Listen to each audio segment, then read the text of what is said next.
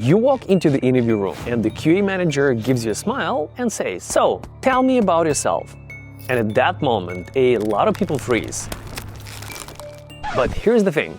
This is the best chance you've got to make an impression. I'll show you how to own this question and turn it into the strongest asset. So stick with me, and I'll walk you through it. When I started out as the QA engineer, I had no idea how to answer this question. I would start rambling, lose focus, and by the time I finished, I wasn't even sure where did I get started. But once I figured out the formula, it became my go-to tool. Now, as a senior manager of an SDET, I've interviewed and hired dozens of people. And trust me, nailing this answer can set you apart from the crowd.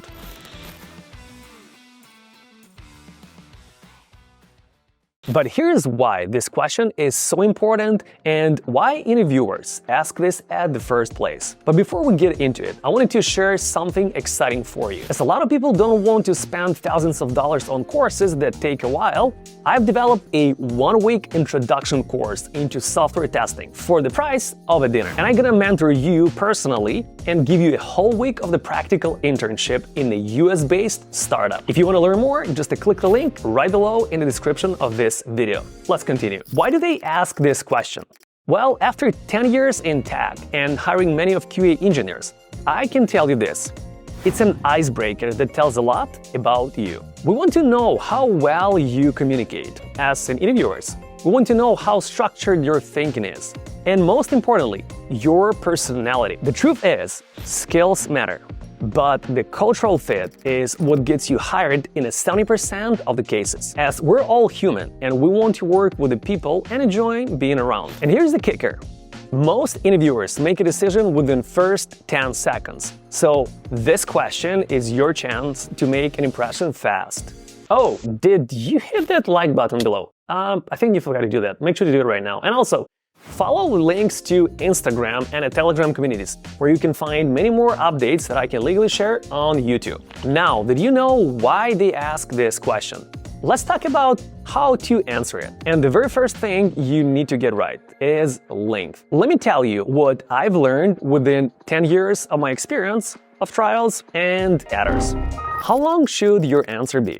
You've probably heard a ton of different takes on this, but here's the deal. There is no magic pill at all. My personal rule of thumb is keep it under 90 seconds. That's 1 minute and 30 seconds. Trust me, any longer and you risk losing their attention. But here's the best part. Within 90 seconds, you can say everything needed, and that's enough to be memorable. Alright, now that you know an ideal length, but how do you actually structure your answer? Here's the formula that works every time. It's simple. Focus on two things, the present and the future. And you know what? Let me break it down for you as I would be a QA engineer with the 3 years of experience. So here we go. I'm a QA engineer with the 3 years of experience. Currently, I work for a company called Codemify, a leading QA bootcamp that helps people transition into tech from scratch. I'm the only QA engineer in the company, managing everything from creating test documentation to setting up test automation frameworks completely from scratch, which, by the way, have helped our team to decrease regression testing time by 30%. I worked on both front-end and back-end testing using different tools such as Jira for the bug tracking system and a project management system, Postman and Swagger for API testing and API documentation, TestRail for the test case management system, Cypress for UI and API automation, and GitHub Actions for CI/CD. And now let me add a little bit of the future on the top. So, looking ahead, I'm excited to continue growth in the field as automation and AI becoming more integrated into the world of QA. I'm passionate about working in teams that embrace innovation and efficiency, as I am an engineer, by the way. See how easy it is? And the best part is, this formula works no matter how long you've been on the field for. If you're a newbie or if you got 10 years of experience so far. Alright, now it is your turn. Take 5 minutes at a time and write down your answer using this structure.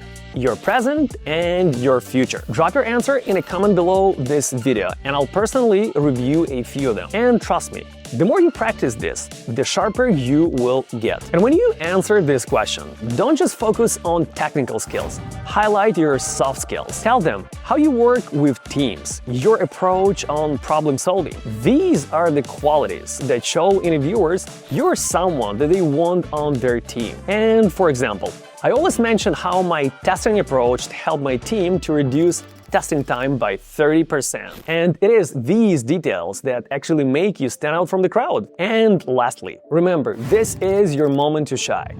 Keep your answers focused, stay confident, and practice until it feels natural. In our bootcamp, our students go through up to 132 rounds of interview preparation, which is up to 6 rounds every single week of education. Imagine how much confidence you can gain from that. By the way, if you guys are interested in learning more, I'm going to leave a link for the 1 week of introduction into world of QA.